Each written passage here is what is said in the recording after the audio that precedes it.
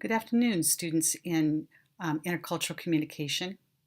I'm bringing you this video because I've had several students ask me some more information about the reading notes, and I thought the most useful way would be to create a short video to help you understand what I'm looking for.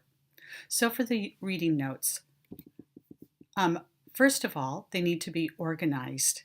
And I said organize them into 12 sections, that they're numbered and titled on the course timetable and on the website. You can find this information there. We'll take a look at that in just a minute. After I've gone through this page, we'll go out and look at that. You should have the main ideas. They should be easy to identify. Here's a main idea. I suggest color coding it. You could underline it, you could circle it, but you want to somehow indicate here's main ideas and then key details. You'll see this in an example I'm going to show you also. You want a summary for each chapter and each article. A total of 2 pages is required for whatever you happen to be doing, not per. So like someone had asked about the articles that were due this week. One of the articles, it's only 2.5 pages long. You don't write a summary that's 2 pages. A summary for the articles would depend, of course, on how long the article itself is, but it would be brief. For a short article, it might be half of a page. It'll depend on how you've organized it too. You can probably just guess that I prefer bulleted information. That's how I learn, and it helps me see an organization to what's most important and what's less important, or what's related to something else. An outline might be a way you like to organize your notes. That's another possibility. Or paragraphs. You do the method that works best for you, but it should be organized, and it should be a summary of the important key details and what's the information related to those key details. You should have some section that's going to have definitions in it.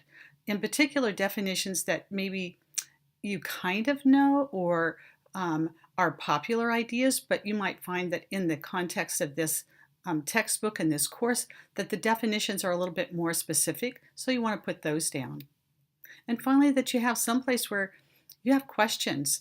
Sometimes you may not have questions, but even myself, I have questions, or I have some thoughts that I go, oh, you know, something happened in the media recently that's related to this, and I might want to be sure to bring that up and to think about that.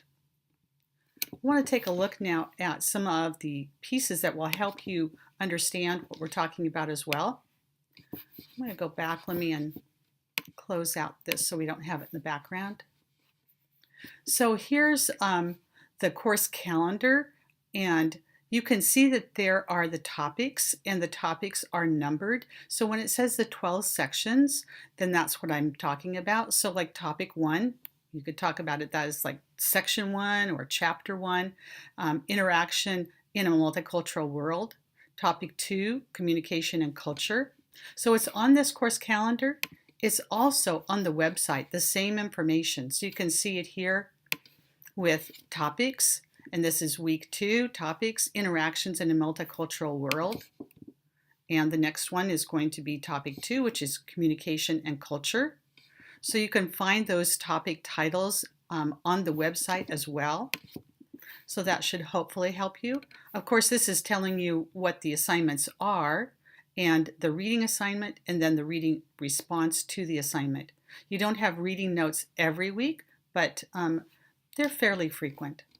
Now let me show you briefly a sample of reading notes that I did. It's not for the entire reading, and please don't just copy my notes, but it gives you an idea of what I'm kind of looking for. So this is what it might look like. This is just the first, I think it was 5 pages in the textbook, chapter 1, and you can see how I've organized it.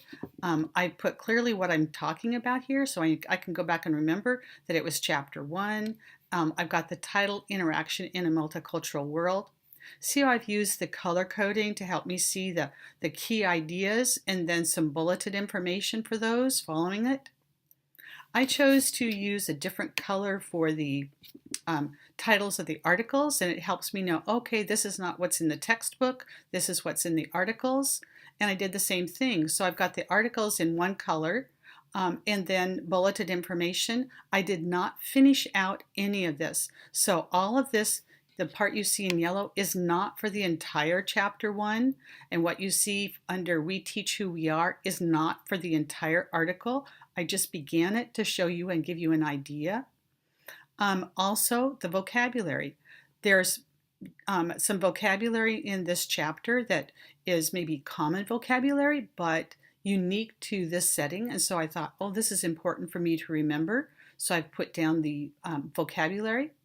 I didn't put a questions section here, but you might follow this up with questions, or your questions might be embedded in your sections themselves. You might just want to put a question right in with some part. So polarization is becoming an issue under here for domestic diversity. I might put a question right there. Wow, how have I seen polarization happening, and how did that impact the current presidential election? Very relevant piece for this topic. Hopefully this has helped you see kind of what I'm going to be looking for and how to organize. Again, it can be typewritten, it can be handwritten, but it would have the same kinds of features even if you've handwritten it. I tend to do mine typed because it's easier for me to type. I'm a quick and easy typist, but maybe that's not the case for you. I hope this has helped you to understand what I'm looking for in the reading notes. And again, I look forward to seeing you on Wednesday.